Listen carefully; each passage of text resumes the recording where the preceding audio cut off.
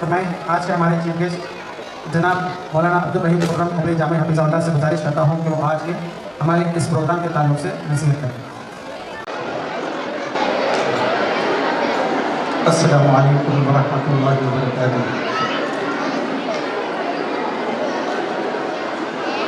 ان الحمد للہ والصلاة والسلام علی رسول اللہ، اما بعد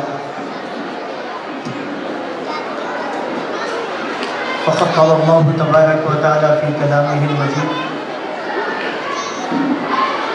اعوذ باللہ السمیع العلیم من الشیطان الرجیم، بسم اللہ الرحمن الرحیم۔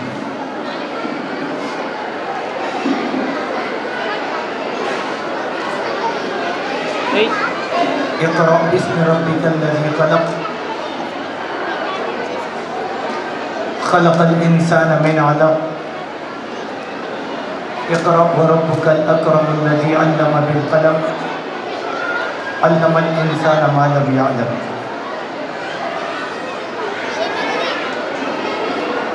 معزز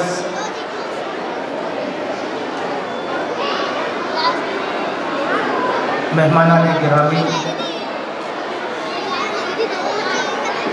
اور قابل قدر خواتین،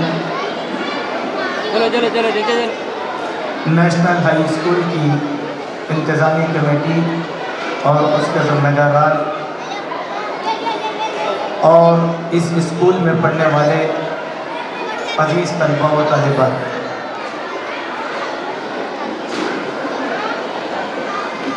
آج کا یہ دن اسکول کی انتظامیہ کے لیے، اسکول کے طلباء کے لیے، طالبات کے لیے اور ان طلباء کے سرپرست والدین کے لیے اور میرے لیے انتہائی خوشی کا ہے کہ آج نیشنل ہائی اسکول کی زیر اہتمام سالانہ تعلیمی سال 15واں سالانہ تعلیمی سال منعقد کیا گیا ہے، اور اس موقع پر ہم نے اپنے بچوں کا ایک بڑا ہی خوبصورت تعلیمی عملی مظاہرہ یہاں پر دیکھا ہے۔ یقیناً والدین بڑے ہی خوشی محسوس کر رہے ہوں گے کہ جن کے بچوں نے یہاں پر ایک مظاہرہ کیا۔ اس موقع پر میں کچھ بنیادی باتیں اپنی معلومات اور تجربات کی روشنی میں آپ کے سامنے رکھنے کی کوشش کروں گا۔ سب سے پہلے میں اسکول کی انتظامی کمیٹی کو مبارکباد پیش کرتا ہوں کہ آپ کے اساتذہ نے بڑی محنت اور لگن کے ساتھ ان بچوں کو تیار کیا ہے۔ میں اپنی بات کا آغاز کچھ تاریخی حقائق کے ذریعے سے شروع کرنا چاہتا ہوں کہ ایک وہ دور تھا جب کہ ہمارے اس شہر تانڈور میں اسکولوں کی قدر و قیمت بہت زیادہ کم تھی۔ سن 1978 کا زمانہ ہوگا کہ تانڈور میں صرف اور صرف 4 اسکول چلا کرتے تھے یا 5 اسکول، اور ان 5 اسکولوں میں 3 اسکول ایسے تھے جو گورنمنٹ تھے اور 2 اسکول ایسے تھے جو پرائیویٹ تھے۔ گورنمنٹ اسکولوں میں انگلش میڈیم اور تیلگو میڈیم کا اسکول تھا نمبر 1، اور اردو میڈیم کا اسکول تھا نمبر 2۔ لڑکیوں کا ایک اسکول تھا پرانے تانڈور کے اندر، گرلس اسکول۔ اس کے بعد एक कॉन्वेंट स्कूल था जिसकी मुनफरिद एक बस यहाँ पर चला करती थी, और एक प्राइवेट स्कूल था जनाब अब्दुल सत्तार एडवोकेट साहब का, जनता स्कूल। शायद इस जनरेशन को ये स्कूल का पता भी नहीं होगा। एक स्कूल था जो मौजूदा बल्दिया है, उसके सामने जनता स्कूल जिसको जनाब अब्दुल सत्तार एडवोकेट साहब चलाया करते थे। बस यही स्कूलों का जाल हमारे पास था। और मेरी भी इब्तदाई तालीम, बुनियादी तालीम किसी जनता स्कूल से हुई थी। इस हैसियत से मुझे यहाँ की तारीख का थोड़ा थोड़ा इल्म है। और एक मदरसा चलता था, दीनी मदरसा उस ज़माने का, दारुल उलूम मोहम्मदिया सलफिया निस्वान, जिसमें लड़कियों की दीनी तालीम दी जाती थी। बस यही हमारी तांडूर की तालीमी एक्टिविटी थी। लेकिन अल्लाह का यह फजल हुआ कि जैसे जैसे तांडूर तरक्की करता गया, यहाँ पर प्राइवेट स्कूलों का भी एक जाल बिछता गया। और आज हमारे तांडूर में मैं समझता हूँ कि लगभग एक 50 स्कूल तो यहाँ पर इस वक्त कायम होंगे। मगर तांडूर का एक बड़ा ड्रॉबैक है, इसको समझने की ज़रूरत है। हमारे बहुत से जिम्मेदार हजरात भी यहाँ पर हैं। इस जलसे के ज़रिए से यह बात मैं उनके सामने भी रखना चाहता हूँ कि तांडूर वालों की मिली क़ियादत बहुत ज़्यादा कमज़ोर है। इस कमज़ोरी की वजह से हमारे बच्चों का जो तालीमी मुस्तक़बिल है वो तांडूर के अंदर बड़ा तारीफ़ है। मिसाल के तौर पर आप देखें, मेरा ज़ाती तौर पर तजुर्बा है, चूँकि मैं 7 साल तक यहाँ पर दारुल उलूम रहमानिया स्कूल यहाँ पर चलाया करता था। तो ये 7 साल में जो मेरा तजुर्बा है, उस तजुर्बे को मैं इसीलिए पेश करता हूँ कि अगर कोई ज़िम्मेदारान हैं तो मेरी बात पर ज़रा तवज्जो दें। प्री नर्सरी से लेकर एसएससी तक अल्हम्दुलिल्लाह हमारे इस शहर में तालीम का इंतज़ाम है। लेकिन एसएससी के बाद से लेकर इंटरमीडिएट या ग्रेजुएशन के लिए कोई मजबूत इंतज़ाम आज तक हमारे पास ना प्राइवेट सेक्टर में है ना गवर्नमेंट सेक्टर में, खुसूसन माइनॉरिटीज़ मुस्लिम के वास्ते। आप गौर करके देखिए। हालांकि तारीख तांडूर का जो मेयार है, स्टैंड है, उसके लिहाज से यहाँ पर तालीम का एक हब उसी तरीके से होना चाहिए था जिस तरीके से कर्नाटक में मणिपाल के अंदर है। अब मणिपाल समंदरी इलाका है, लेकिन पूरे कर्नाटका के अंदर आला तालीम के लिए ये एक हब माना जाता है और तांडूर वो सलाहियत अपने अंदर रखता है। लेकिन चूँकि हमारी मिली क़ियादत यहाँ पर कमज़ोर है, इसी वजह से तालीमी तौर पर हमारे पास कोई मुस्तक़बिल नहीं है। उसके कुछ चीज़ें आपके सामने रखता हूँ। खुसूसन यहाँ पढ़ने वाले वो मुस्लिम माइनॉरिटीज़ लड़कियों के लिए जो इंग्लिश मीडियम में पढ़ती हैं या उर्दू मीडियम में पढ़ती हैं, यहाँ पर थोड़ी सी तस्वीर उल्टी चलती है। कैसे? एसएससी तक हमारी बच्चियाँ उर्दू मीडियम से तालीम हासिल कर लेती हैं, लेकिन एसएससी के बाद इंटरमीडिएट करने के लिए यहाँ पर कोई भी उर्दू मीडियम का कॉलेज नहीं है। नतीजतन हमारी बच्चियाँ क्या करती हैं, इंटरमीडिएट इंग्लिश मीडियम से या ओपन से करने की कोशिश करती हैं। ज़्यादातर बच्चियाँ ओपन से करती हैं। यहाँ पर सिंधु कॉलेज के अंदर वो चली जाती है। मैं कई टीचर्स का एग्ज़ाम लेता था तो उनसे पूछता था कि आप इंटर कहाँ से करें, तो बतलाते सिंधु कॉलेज से। तो हम उनसे पूछते कि तुम रहे उर्दू मीडियम के, फिर अंग्रेजी मीडियम में तुम सिंधु कॉलेज में कैसे पढ़े, क्या सब्जेक्ट लिया तुम लोगों ने? तो फिर वो बोलते कि नहीं हम बाईपीसी से है। फिर बाईपीसी के बाद फिर वो उल्टा जो है लैंग्वेजेस की तरफ आ जाते हैं। इसीलिए हमारे मुस्लिम कायदीन को जो हमारे तांडूर में सियासी तौर पर बड़े मुस्तहकम हैं, किसी भी पार्टी के अंदर میں ان سے ادباً گزارش کرنا چاہتا ہوں کہ ہماری قوم کے اس مستقبل کو تابناک بنانے کے لیے آپ جدوجہد کیجیے. ہمارے پاس پیسہ بہت ہے، انڈسٹریز بہت ہیں، 3000 انڈسٹریز ہیں تاندور کے اندر. ہم اپنے بچوں کو صرف پیسہ چھوڑ کر اگر جائیں گے تو کوئی فائدہ نہیں ہے. یہ کون سی عقل مندی ہے؟ یہاں سے اعلیٰ تعلیم کے لیے آپ ایک لڑکا یا لڑکی کو حیدرآباد بھیج رہے ہیں 150 کلومیٹر. روز بچے جاتے ہیں اور روز آتے ہیں. یہ ایک جوئے شیر لانا ہے. اگر یہاں ایک اچھا جونیئر کالج مسلم لڑکیوں کے لیے کھل جائے، ڈگری کالج مسلم لڑکیوں کے لیے کھل جائے، تو ہماری بچیوں کا مستقبل اور بچوں کا مستقبل بڑا تابناک ہو سکتا ہے. یہ ایک ڈرا بیک ہے جس کو میں نے آپ کے سامنے رکھنے کی کوشش کیا. اب رہی بات آج کے اس تعلیمی مظاہرے پر، مجھے سب سے زیادہ خوشی ہوئی اس حیثیت سے کہ نیشنل ہائی اسکول کی قیادت اور اس کے ناظم، اس کے محتمم اور اس کے پرنسپال ایک عالم دین ہے.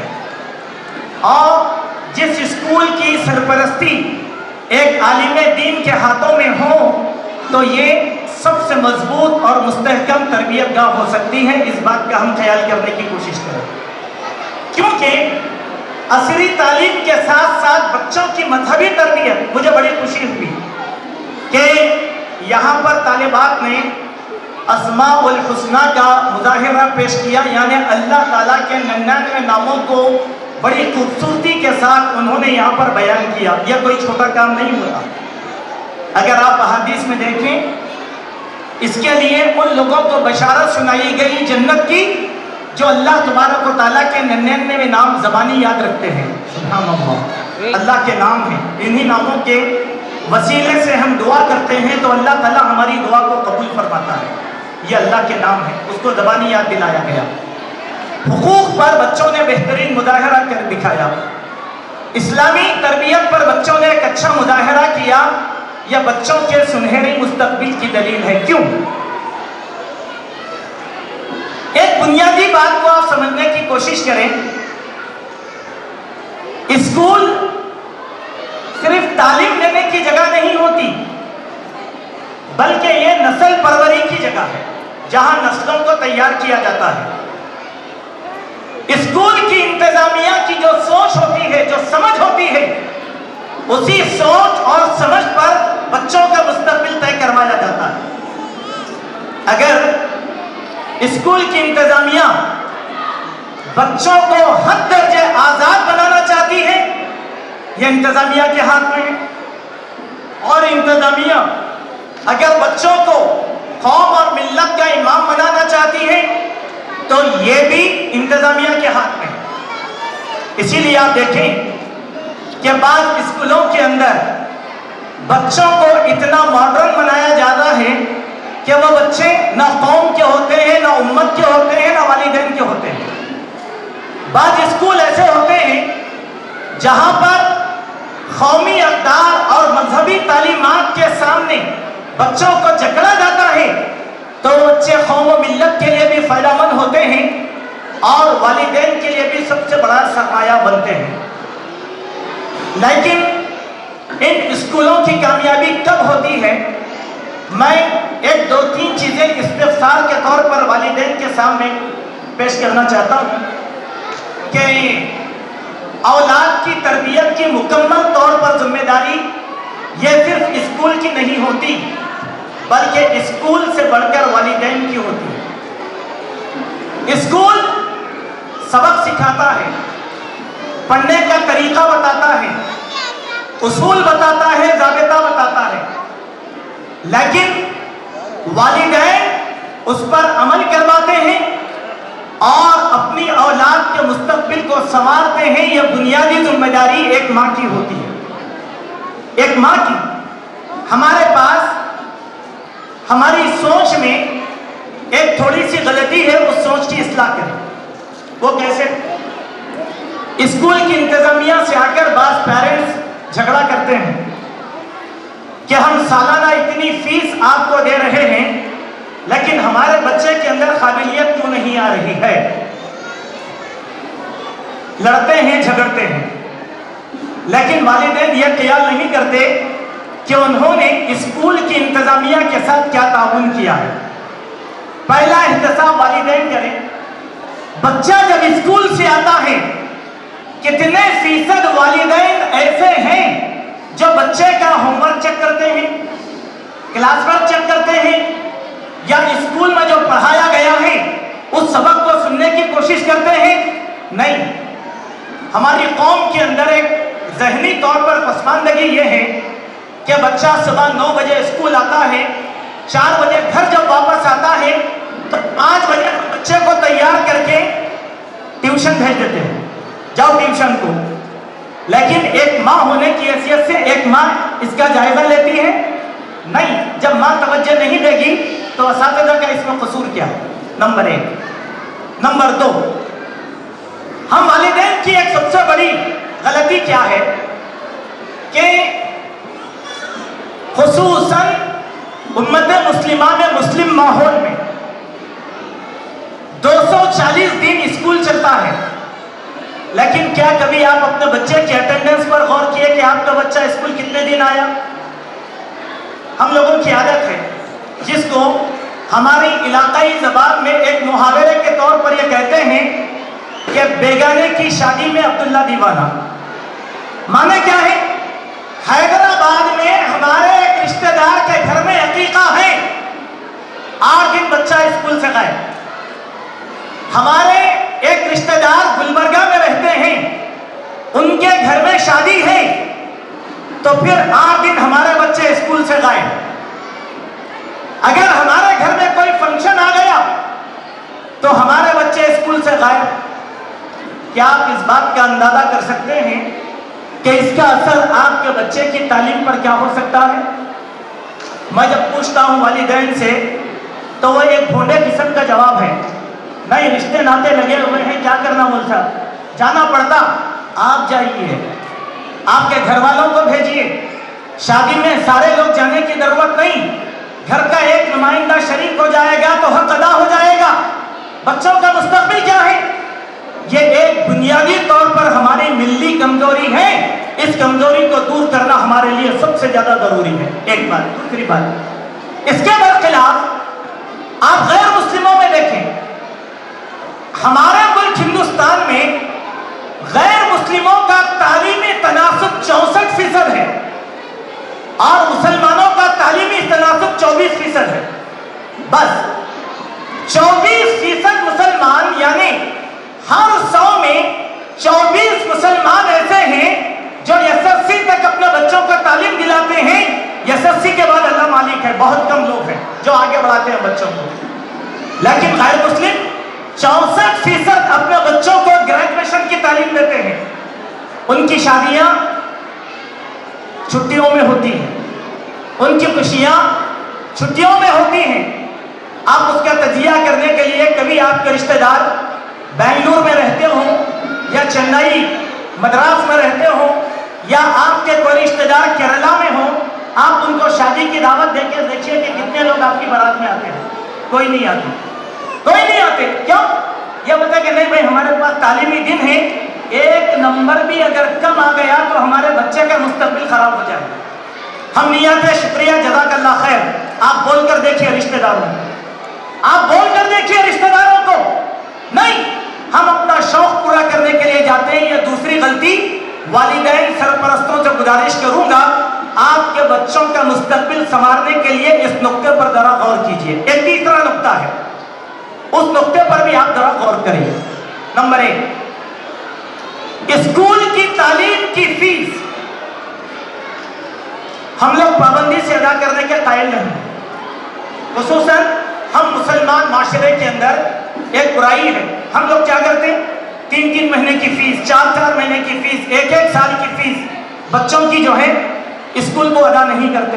آپ بتائیں، جب آپ بچوں کی فیس ادا نہیں کریں گے تو بچوں کو علم کی خوراک کیسے ملے گی؟ اب ہم بہانے بناتے کیسے، نہیں ابھی پیسے نہیں ہیں ہمارے پاس، پیسے آج بعد دیں گے، اخراجات بہت زیادہ ہیں۔ میری ماں بہنوں ذرا اپنے دل سے سوال کر کے دیکھو، کسی کی شادی ہے رشتہ داروں کی، آپ تحفہ دینے کے لیے کتنا پیسہ خرچ کرتے ہیں؟ بغیر تحفے کے ہم نے کہا کوئی بھی آدمی شادی میں کی شادی ہے خلیرے ممیرے پھپیرے چچیرے، لیکن ہم کم سے کم نئے، میرا ایک سوال آپ سے ہے کہ کیا آپ نئے کپڑے شادی میں نہیں پہنیں گے تو شادی رک جائے گی؟ لیکن آپ کے بچے کی فیس ادا نہیں کریں گے تو تعلیم رک جائے گی۔ آپ اسکول میں دیکھیں اللہ کے نبی نے کیا کہا؟ والدین کا سب سے بہترین صدقہ جو اللہ کی طرف سے زیادہ خرچ آج کے زمانے میں تعلیم پر کرنا چاہیے۔ تعلیم پر، کیوں؟ تعلیم ایک طاقت ہے۔ قرآن مجید کے ذریعے سے میں آپ کے سامنے دیتا ہوں۔ قرآن مجید میں سلیمان علیہ السلام نے اپنے دربار کے لوگوں سے کہا ہے کوئی ایسا میرا درباری جو ملکہ سبا بلقیس کا تخت میرے دربار میں ترنت لا کر رکھ دے۔ تو ایک جن تھا، جن کر رکھ دوں گا، اور لا کر رکھ دیا اس نے۔ یہ علم کی طاقت کہاں سے آئی؟ یہ علم کی قوت کہاں سے آئی؟ آپ کی اپنی صلاحیت دولت کی شکل میں اپنی اولاد پر خرچ کرنے کی وجہ سے یہ چیز آتی ہے۔ تو میں اپنے پیرنٹس سے گزارش کروں گا کہ وہ اس تیسری کمزوری کو بھی آپ دور کرنے کی کوشش کریں تاکہ آپ کے بچوں کے اندر صلاحیت آئے۔ چوتھی بات، ہم لوگوں کے پاس ایک سائیکالوجی ہے جو بٹھائی گئی ہمارے پاس، اچھا اسکول ہو۔ آپ ذرا مجھے ایک سوال کا جواب دیجئے، اچھے اسکول کے معنی آپ کے پاس کیا ہیں؟ اچھے اسکول کے معنی کیا ہیں؟ بلڈنگ اچھی ہو، بینچز اچھے ہو، فرش اچھا ہو، اسٹاف اچھا ہو۔ ایک دوسری بات، یہ سائیکالوجی میں ہم لوگ کیا کرتے ہیں؟ بچے کا مستقبل تباہ کر دیتے۔ کیسے؟ آج آپ کا بچہ نیشنل اسکول کے اندر پڑھ رہا ہے، اب آپ کے دماغ میں ایک بات آتی، اے نہیں یہ تو ہمارے مسلمانوں کا اسکول ہے، کیا پڑھائی ہو رہی؟ کیا کریں گے؟ ہمارے بچے کو ہم کانوینٹ میں ڈالیں گے۔ سنیں وہ کانوینٹ بہت اچھا ہے۔ آپ کے دل سے ایک سوال کرتا ہوں، جو کتابیں نیشنل اسکول میں پڑھائی جاتی ہیں، کیا کانوینٹ اسکول میں کوئی اور کتاب پڑھائی جاتی ہے؟ نہیں۔ گورنمنٹ کا اصول ہے، گورنمنٹ کا اصول 7ویں جماعت سے لے کر 10ویں جماعت تک وہ کتابیں پڑھائی جاتی ہیں جو گورنمنٹ فراہم کرتی ہے۔ گورنمنٹ کی کتابیں، گورنمنٹ کی کتابیں پڑھائی جائیں۔ پھر یہ آپ نے اپنے ذہن میں سوچا کیسے کہ یہ اسکول اچھا ہے، یہ اسکول اچھا ہے؟ میں آپ کو ایک چیز بتاتا ہوں۔ لوگ کہتے ہیں نہیں وہ اسکول بہت اچھا ہے، کیوں؟ وہاں پر پی ایچ ڈی کرے ہوئے ٹیچرز ہیں، ایم ایڈ ٹیچرز ہیں، بی ایڈ ٹیچرز ہیں۔ ایک بات تجربے کی طور پہ آپ اپنے ذہن میں رکھیں کہ سارے اسکول کا 14 اسٹاف اگر ایم ایس سی کرا ہوا ہے، پی ایچ ڈی کرا ہوا ہے، آپ کے بچوں میں صلاحیت نہیں آئے گی جب تک کہ ٹیچر محنت کش نہ ہو۔ محنتی ٹیچر چاہیے، آپ بچوں کے لیول پر اتر کر پڑھانے والے ٹیچریں چاہیے۔ جب تک محنت کش ٹیچر نہ ہو آپ کے بچوں کے اندر صلاحیت پیدا ہونے والی نہیں ہے۔ یہ بھی ایک ڈرا بیک ہے امت مسلمہ کا کہ اسکولوں کو چینج مت کریے۔ آپ جو اسکول میں آپ کا بچہ پڑھ رہا ایس ایس سی تک وہیں پر پڑھیں، ورنہ آپ کا بچہ باکسنگ کٹ بنا دیا جائے گا۔ یہ اسکول والے الگ پڑھائیں گے، وہ اسکول کا ڈھنگ پڑھانے کا الگ ہوگا۔ پریشان کون؟ آپ کا بچہ۔ اگر آپ کا بچہ نیشنل اسکول میں فرسٹ ان کلاس ہے، اگر وہ دوسرے اسکول میں چلے جائے گا تو آپ کا بچہ لاسٹ ان کلاس ہو جائے گا۔ اب آپ بولیں گے یہ کیسے؟ میرا بچہ فلاں اسکول میں تھا تو فرسٹ تھا اور یہاں آیا تو لاسٹ کیوں ہوا؟ یہ آپ کی غلطی کا نتیجہ ہے۔ آپ نے اپنے بچے کو باکسنگ کٹ بنا کر تجربہ گاہ بنا دیا۔ آپ کے بچوں کو ہر اسکول میں آپ کے بچے پر تجربہ کر لیا، اسی لیے آپ کی صلاحیت سب سے زیادہ کم ہوئی۔ یہ ان باتوں کا خیال ہمارے پیرنٹس کو کرنا بہت زیادہ ضروری ہے تاکہ ہمارے بچوں کا مستقبل جو ہے تباہ ہونے سے بچ جائے اور ہمارے بچے جو ہے ترقی یافتہ بن جائے۔ ایک اور بات جو پیرنٹس کی عدم توجہی کا سبب بنتی ہے وہ کیا ہے؟ میں خصوصاً ماؤں سے کہوں گا اپنے بچوں کے ٹائم ٹیبل پر بڑی سخت نظر رکھیں. آپ کا بچہ اسکول جا رہا ہے اور اسکول سے کب آ رہا ہے, ٹیوشن جا رہا ہے, ٹیوشن سے کب آ رہا ہے, دوستوں کے ساتھ کھیلنے جا رہا ہے, کس معیار کے دوست آپ کے بچے کے دوست ہیں, اس پر کڑی نظر رکھنا مسلم امت کے لیے بہت زیادہ ضروری ہے. سبب کیا ہے؟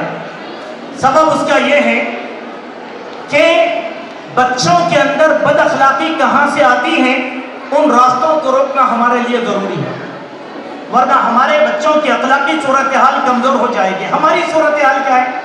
فرض کر لیں آپ اگر اپنے گھر کے اندر ایک بکری کا بچہ پالتے ہیں اور صبح اس کو ڈوری کھول کر آزاد کر دیتے ہیں, اور وہ بکری کا بچہ پورا محلہ گھومتا ہے اور گھوم گھوم کر شام ہو گئی تو آپ کے گھر کو واپس آ جاتا ہے, آپ مطمئن, چلو میرے بکری کا بچہ واپس آ گیا یا میری مرغی گھر کو واپس آ گئی, آپ مطمئن.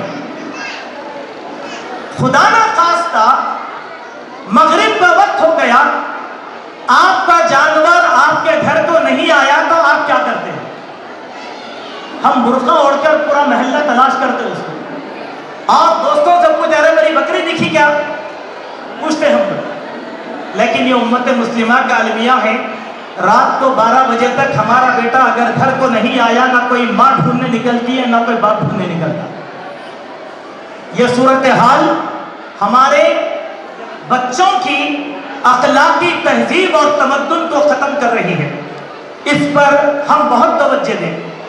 یہاں ابھی ایک مکالمہ کروایا گیا, بچوں کا ایک ڈرامہ, بڑا اچھا ڈرامہ تھا, جس کے اندر موبائل فون کے تعلق سے بچوں کی ضد بتائی گئی.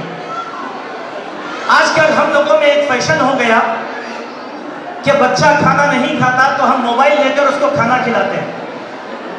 جب وہ بچہ موبائل لے کر کھانا کھا رہا ہے تو پھر زندگی بھر وہ موبائل کا غلام بن کر رہے گا, اس کی تہذیب, تمدن, ثقافت, ساری چیزیں ختم ہو جائیں گی. کبھی ذرا دیکھیں کیا آتا ہے موبائل پر, آنکھوں کو شرمسار کرنے والی چیزیں آپ کا معصوم بچہ دیکھ رہا ہے. ہم جانتے ہیں اور جانتے بوجھتے اپنے بچے کے ہاتھ میں ہتھیار دے رہے ہیں تباہی کا. اس دن میں ایک بات آپ کے سامنے رکھنا چاہتا ہوں, وہ بات یہ ہے, موبائل کی دنیا بڑی وسیع ہے. سب سے پہلا موبائل فون جس نے بنایا تھا وہ ملک کا نام ہے اسرائیل. میری بات کو ذرا غور سے سنیں میری ماں اور بہنیں اور میرے بھائیوں, اپنے بچوں کو اس تباہی سے بچاؤ. سب سے پہلا موبائل دنیا کو انٹروڈیوس کروایا اسرائیل نے, اور سب سے پہلی کمپنی جس نے موبائل بنایا وہ موٹرولا. ہم سب جانتے ہیں, لیکن آپ کو معلوم ہے اسرائیل آج پوری دنیا میں ترقی یافتہ سب سے پہلا ملک ہے, اور وہ ملک نہیں ہوتا قبضے کی زمین پر, مسلمانوں کی زمین پر ناجائز ملک اسرائیل. اور جب بھی اسرائیل کا نام آتا ہے ہم میں کا ہر مسلمان اس کو لعنت منامت کرتا ہے, جو ہمارا ایمانی تقاضا ہے.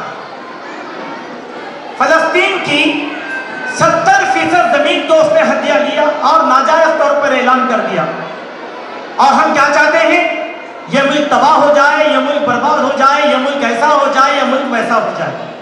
نہیں, وہ ملک ایسا ویسا ہونے والا نہیں ہوتا. بھلے کیوں؟ دنیا کی 3000 ملٹی نیشنل کمپنیوں کا مالک ہے وہ ملک. اس ملک کی خصوصیت کیا ہے معلوم؟ گریجویشن کی ڈگری کسی بھی بچے کو یونیورسٹی میں اس وقت تک نہیں دی جاتی جب تک کہ وہ موبائل فون کا کوئی نہ کوئی ایک اپلیکیشن تیار نہ کرے. سمجھیے میری بات کو, پڑھیے اس بات کو, کہ جب تک ہمارا بچہ موبائل فون کا ایک اپلیکیشن نہیں بنائے گا اس کو گریجویشن کی ڈگری نہیں دی جاتی. لیکن آپ کو معلوم ہے اسرائیل کا ایک بچہ بھی موبائل فون استعمال نہیں کرتا. دیکھیے عجیب بات ہے، پوری دنیا کے اندر اسرائیل کا ایک بچہ بھی موبائل استعمال نہیں کرتا، لیکن موبائل کا اپلیکیشن بناتا ہے جس کو ساری دنیا کے بچے دیکھ کر تباہ ہو رہے ہیں، اور اسرائیل اپنی جانب ترقی کر رہا ہے۔ اب آپ بولیے ہماری امت کیسے ترقی کرے گی؟ ہماری امت کیسے ترقی کرے گی؟ ہندوستان میں مسلمانوں کی تعلیم کا آغاز دلتوں سے پہلے ہوتا ہے۔ دلت بھی آگے ہیں، لیکن مسلمان تعلیمی پسماندگی میں سب سے زیادہ کمزور ہیں۔ میرے بھائیوں، یہ چند فکری باتیں تھیں جس کو میں نے آپ کے سامنے بالاختصار اسی لیے رکھنے کی کوشش کیا کہ اسکول کے معاملے میں ہم جو غلطیاں کر رہے ہیں ان غلطیوں کی اصلاح کرنے کی کوشش کریں۔ ایک آخری بات کہتا ہوا میں اپنے اس اظہار خیال کو، یہ کوئی تقریر نہیں ہے، اگر چاہتا تو قرآن اور سنت کے دلائل سے بہت اچھی تقاریر کر سکتا تھا، لیکن یہ موقع نہیں ہے۔ میں یہ چاہتا ہوں کہ آپ کے ذہن کو پڑھوں اور آپ کے ذہن کو تبدیل کرنے کی کوشش کروں۔ آج کل اسکول سارے کے سارے ہمارے پاس کمرشل ہیں۔ جتنے بھی بچے اسکول کو جا رہے ہیں ماشاءاللہ اچھی بات ہے، لیکن آپ کو معلوم ہونا چاہیے کہ بہت سے غریب والدین آج بھی اپنے بچوں کو اسکول بھیجنا نہیں چاہتے، نہیں بھیج رہے۔ قوم کے ذمہ داروں کی یہ ذمہ داری ہوتی ہے کہ وہ اسکول کے دنوں میں ایسے غریب بچوں کا گاؤں میں، قریوں میں، دیہاتوں میں، محلوں میں، رشتہ داروں میں سروے کریں اور ہر مسلمان بچے کو اسکول میں بھیجنے کی کوشش کریں۔ کیوں؟ بہت سے لوگ آج سمجھتے ہیں گورنمنٹ اسکول میں پڑھانے کے لیے۔ میں ایسے پیرنٹ سے کہوں گا آپ پرائیویٹ اسکول میں نہیں پڑھاتے تو گورنمنٹ اسکول میں پڑھائیے بچوں کو۔ ہمارے تلنگانہ کے گورنمنٹ اسکول بہت اچھے ہیں، بڑے معیاری ہیں، خصوصاً ہمارے لڑکے اور لڑکیوں کے لیے تلنگانہ مائنرٹیز ریزیڈنشل اسکول جو بنائے گئے ہیں وہ انتہائی معیاری اسکول ہیں۔ میں ایک عالم دین رہتا ہوا یہ بات آپ کے سامنے کہہ رہا ہوں۔ لوگوں میں غلط فہمی ہے کہ گورنمنٹ کے اسکول اچھے نہیں ہیں۔ آپ کو بتاتا چلوں اللہ نے مجھے بہت خوشحال بنایا، لیکن میری بیٹی بھی ٹمریز کے اندر پڑھتی ہے، اور ٹمریز کا معاملہ بتاتا ہوں آپ کو، کسی بھی لڑکیوں کے دینی مدرسے سے زیادہ محفوظ جگہ ہے ٹمریز۔ یہ بہت بڑی بات ہے سمجھنے کے لیے۔ اگر آپ ایسے اسکولوں میں نہیں بھیجتے، ٹمریز میں آپ کے بیٹیوں کو ڈالیے، آپ کے بیٹوں کو داخلہ دلائیے، حکومت کی نگرانی میں بڑی اعلیٰ تعلیم اور معیاری تعلیم آپ کو دی جائے گی، اور یہاں کے بچے قابل بنیں گے، اور ایسے بچوں کو کل کے دن نوکریاں بھی فراہم کی جائیں گی۔ یہ زمانہ انقلاب کا زمانہ ہے، یہ زمانہ تعلیمی انقلاب کا زمانہ ہے۔ جو قوم تعلیم میں آگے رہتی ہے وہی قوم دنیا کے اندر حکمرانی کرتی ہے۔ جو قوم تعلیم میں پسماندہ بن جائے گی وہ قوم کبھی ترقی کرنے والی نہیں ہوتی۔ ایک آخری بات میرے بھائیوں، آزادی کو ہوئے 76 سال ہوئے۔ 76 سال سے پہلے اس ملک میں صرف مسلمانوں کی حکومت تھی، نو ڈاؤٹ۔ ایک طرف آصف جاہی ریاست، دوسری طرف آپ دیکھیں عادل شاہی ریاست، تیسری طرف مغلیہ حکومت، کرناٹک کے علاقے میں سلطان ٹیپو کی حکومت۔ کب؟ آج سے آزادی سے پہلے تک 1946 تک بھی یہاں کے حکمران مسلمان تھے۔ کیا آپ سمجھتے ہیں کیا مسلمانوں نے تعلیم پر محنت نہیں کی؟ پورے ہندوستان کو تعلیم سے روشناس کروایا مسلم حکمرانوں نے۔ یہ تاریخ کا غلط بات ہے۔ ہم کو بتایا جاتا ہے کہ مسلمانوں نے کچھ بھی نہیں کیا، نہیں، مسلمانوں نے بڑی بڑی تعلیم گاہیں قائم کی ہیں۔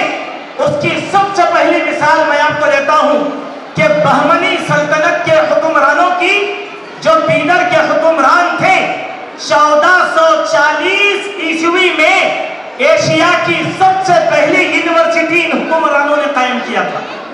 بیدر زیادہ دور نہیں ہے، ہم سے 100 کلومیٹر ہے۔